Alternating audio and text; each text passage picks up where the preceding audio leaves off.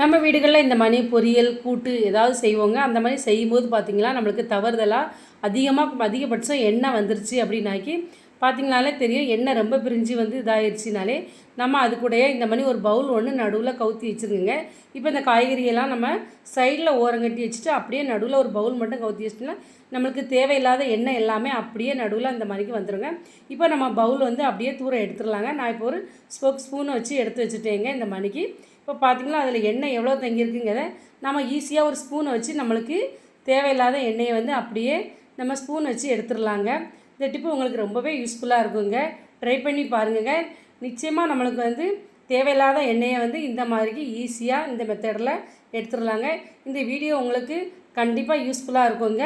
உங்கள் friends and ஃபேமிலிக்கு share பண்ணுங்க. நான் இப்போ இது சோயா எல்லாம் மீல் மேக்கர் அப்படின்னு சொல்லுவாங்களாங்க, அது தாங்க எடுத்து வச்சுருக்கேன். இதை நல்லா சுடுதண்ணியில் போட்டு எடுத்து வச்சுருக்கேங்க. இப்போ இதில் உள்ள தண்ணியை வந்து நம்ம வடிய வச்சு நம்ம நார்மல் வாட்டரில் ஊற்றி நம்ம வந்து புழிஞ்சு எடுப்போங்க. அந்த மாதிரிக்கு இல்லாமல் இப்போ பார்த்திங்களா நான் லெமன் ஜூஸ் போடுறதில் தாங்க இந்த மாதிரிக்கு எடுத்து வச்சுருக்கேன்.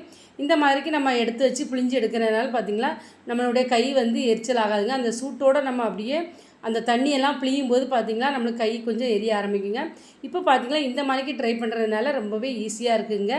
ரொம்ப ரொம்ப யூஸ்ஃபுல்லாக இருக்குங்க. இந்த டிப்பு வந்து உங்களுக்கு வந்து நம்ம காலையில் அவசரமாக ஸ்கூல் பசங்களுக்கெலாம் ஏதாவது இது ஸ்நாக்ஸ் செஞ்சு கொடுக்கோனாக்கி இந்த மாதிரிக்கு நீங்கள் செஞ்சு பாருங்கள்.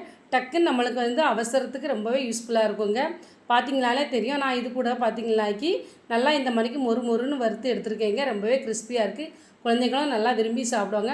இது கூட 2 ஸ்பூன் கடலை மாவும் 1 ஸ்பூன் அரிசி மாவும் கொஞ்சமாக 65 மசாலாவும் தாங்க நான் சேர்த்து வறுத்து எடுத்துருக்கேன். ரொம்ப நல்லா கிறிஸ்பியாக இருந்துங்க. குழந்தைங்க வந்து ஒன்று கூட மிச்சம் வைக்காமல் விரும்பி சாப்பிடுவாங்கங்க.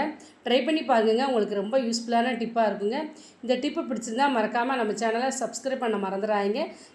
வீடியோவுக்கு ஒரு லைக் பண்ண மறந்துடாதீங்க.